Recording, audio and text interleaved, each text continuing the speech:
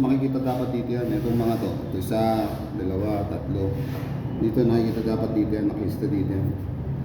Sorry, wag mo.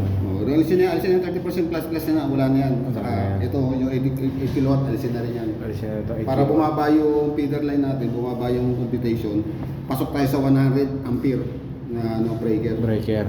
Oo. Kasi ito yung total na sir, no? Ito yan eh. Ito at saka yan. Ito naging total, mali. Mali. So dapat itama yan. Tama yan, ano? 9,710. Ang laki, di ba? 1,710. Saka plus 17,000, saka 9,000. 10,000 lang lumabas. So saan nyo nakuha yan? So dapat i-correct yan. Correct, sir. Yun, dito naman sa feeder, ito lang computation, plus 0.25. Pero alisin na itong 19.31 daw. Kung saan mo ito galing, muna isama yan. May isama siya. Ito na lang yung 0.25 times ano. Tapos ito okay na yan. Alisin na rin yan. Ito na lang 1.5 lang ano, to compute. Correction. Okay, sir.